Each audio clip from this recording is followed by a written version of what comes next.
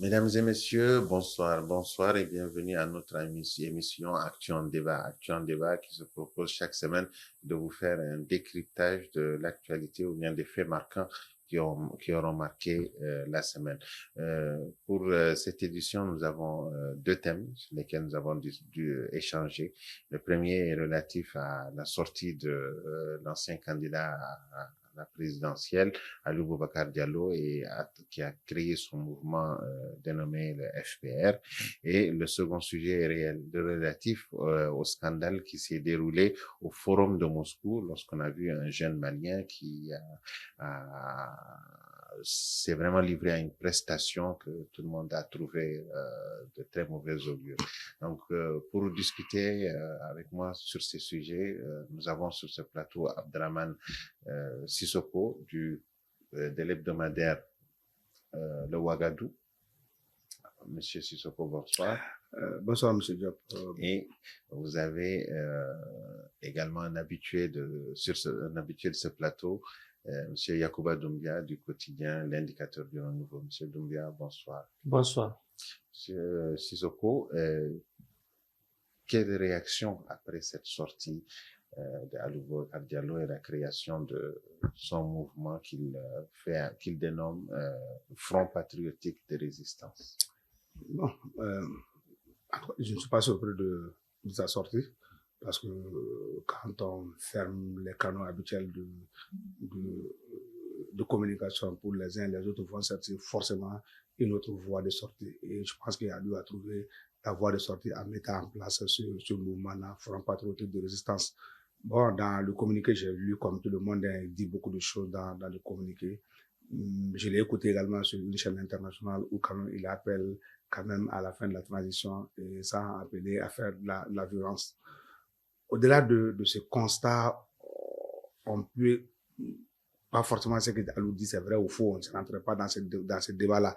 Mais je dis tout simplement que la situation actuelle du pays se trouve personne ne peut raisonnablement soutenir que ce qui s'est passé au Mali aujourd'hui, que c'est souhaitable. Tout le monde doit travailler dans le sens pour qu'on puisse sortir de cette situation, parce que la transition, je rappelle aux uns et aux autres quand même que nous sommes dans la transition depuis le 18 août 2020, 5 ans quand même, nous sommes dans la transition, 5 ans, il y a eu certes des acquis, mais il est temps quand même de mettre fin à la transition en organisant des élections pour également pour qu'on puisse avoir un retour à l'ordre constitutionnel et consolider les acquis d'abord de la transition et amorcer le développement. Je pense que l'appel de Aliou, c'est dans ce sens-là.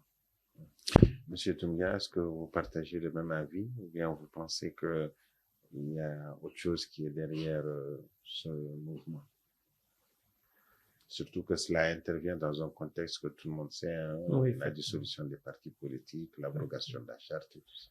Effectivement, c'était prévisible parce que nous savons déjà au début du mois de mai 2025, le même Aliou Boubacar Diallo a fait une première sortie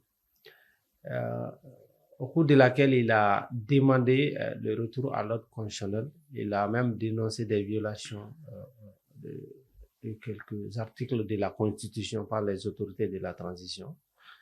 Et après le silence d'un mois, il est revenu encore avec l'annonce fracassante qu'on n'attendait pas du tout, la création d'un front de résistance.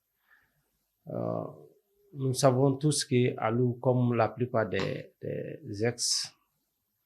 anciens politiques ne sont plus à Bamako, au Mali particulièrement, ils sont dans les pays voisins, dans d'autres pays. C'est en dehors du pays qu'il a lancé cet appel. Ça me rappelle un peu de la Deuxième Guerre mondiale, de Gaulle. Général de Gaulle, lorsqu'il lançait son appel aussi, il était en Angleterre, en dehors du pays. Aliou n'étant pas militaire, qui est un homme politique, qui est aussi un homme d'affaires avant d'être un homme politique. Parce qu'on l'a connu d'abord dans le monde des affaires. Et sur ce domaine, il a prouvé ses qualités et il a des mines. Donc, qui parle des hommes d'affaires parle de stabilité. Parce qu'on a toujours dit que l'argent n'aime pas le bruit. quand il y a l'instabilité politique, les investisseurs ont peur d'investir dans le pays. Les investisseurs ont toujours des problèmes lorsqu'il y a l'instabilité politique. Et Alou, étant homme politique, à la fois il a des casquettes, non seulement pour les politiques, mais aussi il est un homme d'affaires, un investisseur qui a déjà investi ici au Mali et qui a besoin de la stabilité politique pour voir ses activités promouvoir. Et malheureusement, depuis quelques années, nous sommes dans une période de transition, et une transition qui déjà 3-4 ans déjà, et on tend vers plusieurs d'autres années encore. C'est pourquoi aujourd'hui, cette sortie de Ali peut être, c'est vrai, les politiques ont tenté à un moment donné, après la dissolution, ils ont essayé de mettre en place des moments de regroupement, mais c'est pas facile étant à l'intérieur du pays. On a vu des arrestations après les tentatives de marche et autres. Il y a eu des cadres, des partis politiques qui ont été arrêtés, pas de façon officielle, mais de façon officieuse qui ont été enlevés. Moi, je pense que c'est de bonne guerre. Aujourd'hui, Alou étant à l'extérieur du pays, c'est une manière aussi d'engager le combat ailleurs. Mais en n'oubliant pas que aussi nous sommes dans une période vraiment difficile. Cette sortie intervient où il y a une recrudescence des attaques terroristes un peu partout. Très souvent, quand il y a des attaques comme ça, tout le monde pense à la sécurité, tout le monde pense aux militaires. Mais souvent, quand au moment de cette période, tu sors pour demander le retour à l'ordre constitutionnel, moi je pense que beaucoup de citoyens ne comprennent pas. Mais il faut savoir que ce sont des choses qui sont liées. La sécurité et la stabilité politique, ce sont des choses qui sont liées. Et aujourd'hui, ceux qui demandent le retour à l'ordre constitutionnel savent pourquoi. Et ceux qui ne souhaitent pas des élections savent aussi pourquoi. Mais ce qui est sûr aujourd'hui, nous ne pouvons pas rester dans cette situation comme ça pour toujours. Il faut une solution, il faut une alternative. Comment? C'est aux autorités de voir. Monsieur Sissoko, qu'avez-vous à dire à ce sujet? Est-ce que selon vous, le timing est également mal choisi? Et de deux, comme c'est un homme d'affaires également, ça il faut le dire, et même dans son appel, il a parlé d'une mobilisation de fonds, je crois, de 100 millions pour un peu mener ce combat. Qu'est-ce que vous pensez de tout cela? Bon, le timing, est-ce qu'il y a un bon timing? Je ne vois pas s'il y a un bon timing dans notre pays parce que nous sommes dans un pays quand même plongé dans une crise depuis 2012, mais cela n'a pas empêché les uns les autres de faire ce qu'ils ont envie de faire. Bon, le timing comme ça, c'est pas, pour moi, le débat n'est pas à ce niveau-là. Le débat se trouve dans l'appel qu'il a fait, dans son appel que j'ai lu à plusieurs reprises. Je lu avec beaucoup d'intérêt et à plusieurs reprises. Il parle de la violation de la Constitution. Il parle quand même de la dissolution des partis politiques.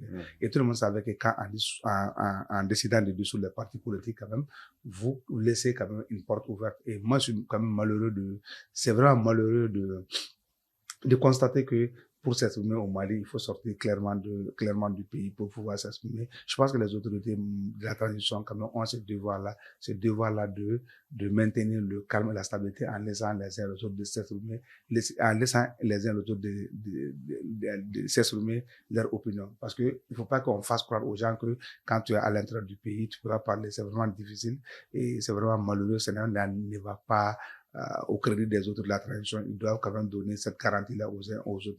Parce que je constate quand même que c'est pas le cas à lui seulement. Et tout ce qu'ils veulent dire quelque chose, ils sortent quand même du pays et ils vont s'assumer à l'extérieur. C'est pas bon. C'est pas bon pour l'image du pays. C'est pas bon pour le pays. Et c'est même pas bon pour le devenir du pays parce que ça va faire tâche dans l'histoire du pays.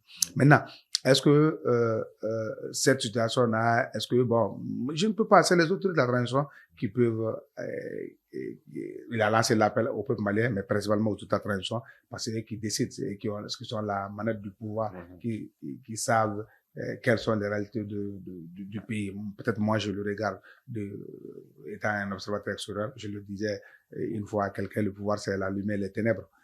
Certainement, nous voyons la lumière, mais les ténèbres, on ne voit pas. Ça veut dire que seuls les autres de la transition savent que dans quelle situation nous sommes, et quelles sont les alternatives possibles, qu'est-ce qu'on peut faire, qu'est-ce qu'on ne peut pas faire. C'est à eux également de sortir et de nous expliquer. Mais malheureusement, un des péchés mignons des autorités, pas de la transition, mais du Mali, c'est vraiment la communication, quoi. Nous sommes des très mauvais communicants. pratiquement tous les gouvernements successifs du Mali, c'est vraiment la plaie, quoi. La plaie, c'est la communication. Quand il y a un problème, ils ne viendront jamais devant le peuple pour expliquer le problème au peuple. Ils laissent la situation pourrir et ensuite ils sortent, non pas pour donner des explications, mais c'est pour crier au complot. C'est cela. Ça, c'est vraiment pas, ce n'est pas, on prend pas le gouvernement actuel, hein. Ce n'est pas le gouvernement actuel seulement, ça a toujours été le cas au Mali. On manque vraiment clairement de communication. Même l'histoire des partis politiques, si vous avez vu que ça a fait beaucoup de débats, c'est parce que on est passé par beaucoup de superfuges, des chemins de torture, des labyrinthes pour arriver à la dissolution des partis politiques. Parce qu'on n'a pas expliqué aux Maliens, on n'a pas expliqué le bien fondé de la dissolution des partis politiques. Parce que les Maliens n'ont pas compris également qu'on ne peut pas voter une constitution en 2023 où on prône le multiparti intégral et 2 ans plus tard revenir sans même vouloir mettre en application toutes les dispositions de la même constitution et vouloir dissoudre les partis politiques quand même. Les Maliens n'ont pas compris ça. Et jusqu'à preuve du contraire, on n'a pas expliqué aux Maliens les raisons profondes de la dissolution des partis politiques. Maintenant, si vous décidez de dissoudre les partis politiques, les uns et les autres vont trouver d'autres moyens de s'exprimer. Et c'est vraiment, je comprends la sortie de Alou dans ce cas. Sinon, si vraiment il y avait ADB Maliba, le parti qu'il a fondé, le parti dont il a été le candidat aux élections présidentielles, j'en suis convaincu qu'il n'allait pas s'exprimer de la façon, ils trouveront d'autres voies et moyens, d'autres canaux pour s'exprimer. Donc, selon vous, quelle pourrait être la solution maintenant afin d'apaiser la situation et qu'on ne s'attende pas à des lendemains mouvementés?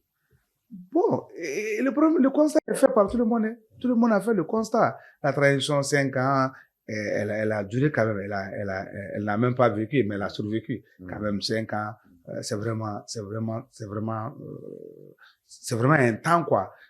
Au cours de cette transition, personne ne peut vous dire qu'il n'y a pas eu des acquis. Il y a eu des acquis, mais personne ne peut également, de bonne foi, ne peut pas vous dire qu'il y a des insuffisances. Il y a des insuffisances. Maintenant, qu'est-ce qu'il faudra faire? Une transition quand même, la finalité même d'une transition, c'est sa fin. Une transition n'a pas d'autre vocation que de prendre fin. Maintenant, est-ce que on peut continuer indéfiniment dans cette situation de transition? La réponse est non. Maintenant, est-ce que il faut organiser tous les élections? Moi, je n'en sais rien parce que, encore une fois de plus, je ne suis pas au cœur du pouvoir. Je n'ai pas toutes les réalités. Je ne connais pas toutes les réalités, tous les contours. C'est aux autorités qui connaissent tous les contours. Mais je me rappelle quand même qu'en septembre 2023, ou 2024, le ministre de l'administration territoriale est sorti pour nous dire qu'il y aura un léger report. Et il avait donné les raisons de ce léger report-là. Mais une année après, ou bien plus d'une année après, il n'est pas encore venu nous voir pour nous dire, voilà, moi j'avais dit les raisons du léger retard, c'était ça. Maintenant, entre-temps, on a pu régler ça. Ce problème n'est pas réglé. Voilà ce que moi je propose. Pour le moment, il ne l'a pas dit. Ça veut dire qu'on va l'attendre à ce qu'il sorte également devant les Maliens pour nous expliquer également les légers reports que nous avait demandé. Voilà en temps quel est le travail qui a été fait, qu'est-ce qui n'a pas été fait et qu'est-ce qu'il reste à faire et comment est-ce qu'il compte faire ce travail-là et organiser les élections. Maintenant, je pense que la balle est dans son camp. Il connaît mieux que quiconque la situation. Moi, c'est pas sur ce plateau-là que moi je peux dire qu'on peut organiser les élections telle date ou on peut organiser telle date. Mais ce qui est sûr quand même les autres de la transition le disent parce que même lorsque le Premier ministre a été nommé, la lettre de cadrage qu'on a donnée, on parle quand même de l'organisation des élections. Ça veut dire que même les autorités sont conscientes que on doit organiser les élections. Maintenant, quand et comment, moi je ne peux pas le dire, c'est eux qui peuvent déterminer cette situation-là. Ok. Monsieur Doumbia, qu'est-ce que vous en pensez? Est-ce que selon vous aussi c'est la même chose? Il faudrait laisser les gens s'exprimer. Il faut aussi remettre les choses dans leur ordre normal, c'est-à-dire élection, transition qui tire aussi vers là. En tout cas, avoir une grille de lecture assez claire sur la suite des événements. Bon, c'est compliqué, c'est vraiment compliqué cette situation malienne parce que contrairement à d'autres pays comme le Niger ou le Burkina où on a suspendu carrément la constitution. Mais au Mali, on a adopté une nouvelle constitution. Et durant cette transition, et quand on regarde à l'appel d'Alou Bouhar Diallo, il parle des violations des textes. Il a même précisé des articles. Moi, je pense qu'aujourd'hui, on a ce problème-là. Il y a la nécessité de refondation, mais aussi il y a le garde-fou qui est la constitution qui est là, où tout n'est pas permis. Il y a des réformes. S'il faut le faire, il faut suspendre la constitution. Si tel n'est pas le cas, faire ces réformes et que la constitution est là, moi je pense qu'il y a un sérieux problème. Aujourd'hui, ça peut passer parce que c'est une transition. Mais tôt ou tard, ceux qui sont aux affaires aujourd'hui peuvent répondre tôt ou tard devant la justice parce que la constitution est claire. La constitution est claire et quand tu veux passer à certaines actions de refondation et qui touchent à la constitution, il faut vraiment voir la possibilité de le faire. Parce que chaque fois, on a l'impression qu'il y a une comparaison entre la constitution mais aussi et le peuple. Chaque fois, on dit non, c'est le peuple qui dit, même si la constitution ça ne passe pas par la constitution, le multipartisme est reconnu, on dit non, c'est le peuple qui dit. De toutes les façons, il y a ce problème qui est là aujourd'hui, d'interprétation qui est là. Et c'est à la justice de trancher. Maintenant, la justice va trancher maintenant la grande question. Ou après la transition, ce qui est sûr tôt ou tard, la justice va trancher. C'est clair. Il y a également les options. Moi, je pense qu'aujourd'hui, il faut aller au retour à l'ordre constitutionnel. Parce que chaque citoyen qui sort aujourd'hui pour s'attaquer aux autorités de la transition, c'est aussi une perte de plus. Nous sommes tous des Maliens. Alou Diallo, qui n'est pas au Mali aujourd'hui, il est malien. Il a des sociétés au Mali. Il a créé des emplois ici. Moi, je pense qu'aujourd'hui, s'il dit qu'il n'est pas d'accord quelque part, le mieux serait aussi de l'écouter. Il n'est pas seul. Il y a d'autres Maliens qui sont dehors aujourd'hui qui ont des propositions. Si nous voulons faire le Mali dont tout le monde rêve, c'est aussi d'écouter tout le monde. On ne peut pas qualifier certaines des façons de Djougou et certaines des façons de Numa dans un pays qui veut aller de l'avant. Il faut écouter tout le monde. C'est vrai qu'on peut avoir des divergences dans la gestion d'un pays, mais ce qui est sûr, tout ce que quelqu'un qui est venu en troisième position d'une élection présidentielle, il n'est pas n'importe qui. Il mérite du respect, il mérite de considération. S'il fait une proposition, c'est pas obligatoire de prendre sa proposition, mais aussi, il serait mieux d'étudier cette proposition. C'est aujourd'hui une nécessité, le retour à l'ordre constitutionnel. Parce que beaucoup de facteurs sont liés à ce retour à l'ordre de l'ordre constitutionnel. D'autres vont dire que nous sommes en guerre. Oui, bien sûr, nous sommes en guerre. Mais bon, le retour à l'ordre constitutionnel peut aussi servir de l'apaisement. Moi, je pense qu'il y a beaucoup de facteurs liés au retour à l'ordre constitutionnel. Et comme je l'ai dit, il faut vraiment penser à ça. Après 5 ans de transition, il faut penser à ça aujourd'hui pour passer à une autre étape, quoi. D'accord, ok. Monsieur Doumbia, vous gardez la parole. On va sans transition aborder notre deuxième sujet, vu que le temps qui nous est imparti n'est plus, nous n'avons pas assez de temps. Le deuxième sujet, comme vous l'avez si bien suivi, c'est surtout le scandale qui a été vu au niveau du forum des technologies de l'information et de la communication à Moscou. On a vu un jeune Malien qui, on va dire un peu faisait le singe dans une rue de Moscou. Comment vous avez apprécié ça en tant que, est-ce que vous considérez que c'est véritablement un coup qui a été porté contre tout un continent, pratiquement? Ça a été une humiliation nationale. J'ai toujours dit, j'ai mis ça sur ma page. C'est une humiliation nationale. Nous sommes au XXIe siècle et que vraiment aujourd'hui, voir un tel comportement venant d'un Africain où tout le monde se bat pour aider ces Africains à bannir le racisme en Europe. Quand un Africain se comporte ainsi et de surcroît un Malien, c'est vraiment inquiétant. Nous sommes dans un Malikoura aujourd'hui qui nous oblige à se comporter en homme exemplaire un peu partout, au Mali et à l'extérieur du pays. C'est vrai que l'État malien n'a pas envoyé ces jeunes-là, des vidéomans, mais aussi des animateurs et des TikTokers. Mais quand on est malien, tout n'est pas permis aujourd'hui ailleurs. Et malheureusement, le jeune a commis une grosse erreur, une erreur qui a été d'ici un peu partout sur les réseaux sociaux. À un moment donné, le jeune même n'a pas pris conscience de l'ampleur de la situation. il a fallu que des gens l'interpellent et même en demandant pardon, des excuses, il insiste beaucoup qu'il lui a été demandé de présenter ses excuses. Et c'est déplorable. Ça veut dire que lui-même, il n'est pas conscient de ce qu'il a fait. Et un tel comportement n'est pas du tout pardonnable dans le mal-croix que nous sommes aujourd'hui, dans le mal-croix que les autorités prônent, dans le mal-croix qui fait un Malien, un citoyen exemplaire. Et je pense que le jeune doit être toujours en Russie. Une fois à Bamako, j'espère qu'il sera entendu, qu'il donne des expressions claires aux citoyens, parce que c'est inadmissible et impardonnable. Ok. Monsieur Sissoko, donc son nom c'est bien Ouara Laba SD. Et vous avez tous assisté à cette scène, est-ce que beaucoup ont interprété comme étant une humiliation, pas seulement pour le Mali, mais également pour l'Afrique. Qu'avez-vous à dire par rapport à cette situation à laquelle nous avons tous assisté? Bon, nous avons tous vu ce qui s'est passé. Moi, je ne reviendrai pas sur ce que les uns et les autres ont dit. Je ne reviendrai pas également sur ce que Yabou a dit. Mais seulement, je relève seulement que c'est dans l'air du temps. Nous sommes dans un pays où les gens cherchent la notoriété par tous les moyens. Aujourd'hui, quel est le contenu que nous regardons beaucoup plus sur les réseaux sociaux? C'est en fait, c'est les choses clivantes. C'est les choses bancales. C'est les insultes, les injures qui font monter également la notoriété des gens sur les réseaux sociaux. Tout ce qu'on appelle ici les créateurs de contenu dans notre pays, les 70% d'entre eux, ils font quoi de bon, d'intéressant? Absolument pas grand-chose.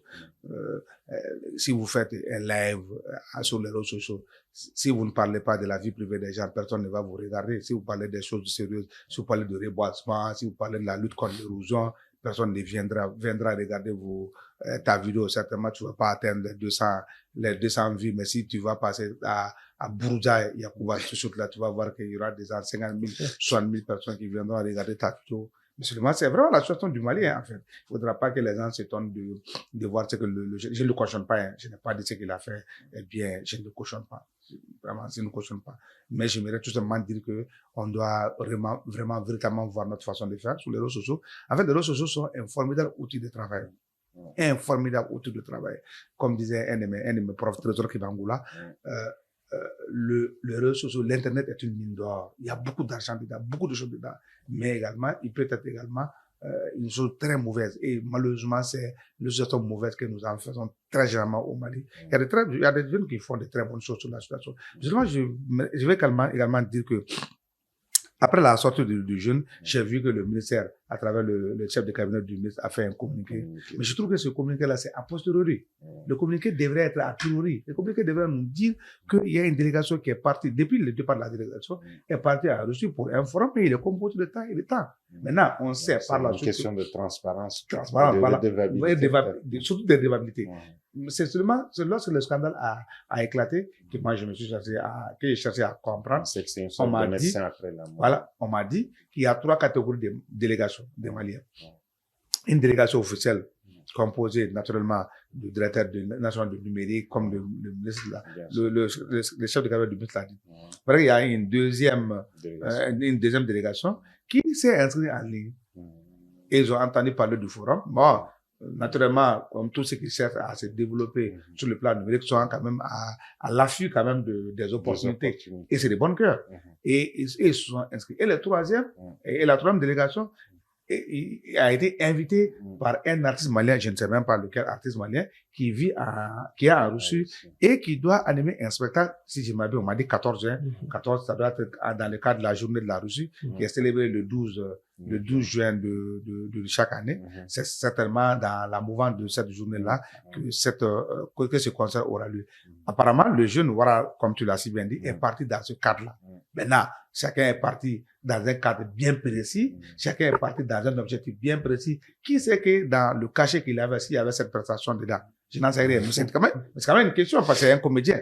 C'est quelqu'un qui s'est dit, entre guillemets, comédien. Ça veut dire que tout le monde a été choqué. Bon, les gens peuvent être choqués, les gens peuvent être peuvent être plus que choqués, les gens peuvent être, ça peut mettre les gens hors d'eux-mêmes, mais moi, je ne connais pas le contenu de son cachet. Il faudra connaître ça d'abord, parce que pour juger quelque chose, il faut connaître tous les contours. Moi, je ne connais pas tous les contours, c'est vraiment une appréciation peut-être simple et simple que nous sommes en train de faire. On ne connaît pas le contenu de son cachet, on ne sait pas, parce que même ici au Mali, certes, il ne fait pas la danse des gorilles au Mali, mais il fait les mêmes exhibitions bizarres au Mali ici, qui n'est pas la danse des gorilles. Ici, il est parti faire la danse des gorilles en Russie. Je ne connais pas, vraiment, je ne connais pas le contenu. Le contenu sont cachés, ça veut dire qu'il m'est très difficile de me prononcer sur là-dessus. Mais encore une fois de plus, on doit travailler vraiment à, je dis bien, à humaniser les réseaux sociaux au Mali. Allez-y, regardez les réseaux sociaux au Mali. Ce qu'on fait des réseaux sociaux au Mali, c'est tout l'usage qu'on fait des réseaux sociaux au Mali. L'usage qu'on fait des réseaux sociaux au Mali, il n'est pas à hauteur de sueur. On peut bien faire, on peut travailler, on peut améliorer le contenu, on peut travailler à développer, à faire avancer notre pays à travers des très bons contenus, pas plus que en regardant, en faisant le contenu que nous sommes en train de voir tous les jours sur les réseaux sociaux. Je déplore ça. D'accord. Merci beaucoup, Monsieur Sissoko. Je pense que ce que nous devons surtout dire, c'est surtout de savoir raison garder et savoir que quel que soit ce que nous, dans le cadre dans lequel nous partons, nous représentons tout un pays, tout un continent et vraiment le comportement, il est. Moi, je voulais juste ajouter quelque chose. Le jeune en question est connu sur les réseaux sociaux parce que quelqu'un qui exhibe son corps, parce qu'il a des muscles. Et quelqu'un qui exhibe son corps torse nu chaque fois, et quelqu'un qui le fait déjà. Moi, je pense que dans notre culture, dans notre société, tout n'est pas permis. Quand quelqu'un se déshabille torse nu comme ça, montre ses muscles sur les réseaux sociaux, donc, et s'il fait ce genre de choses, moi, je pense que c'est pas surprenant. Merci beaucoup, Monsieur Doumbia. Donc, Monsieur Sissoko également, je vous remercie. Cette émission est à présent terminée. Je pense que il ne me reste plus qu'à vous remercier, à vous renouveler encore mes remerciements et remercier également ce charmant public qui nous suit et vous dire aussi à la semaine prochaine. Merci.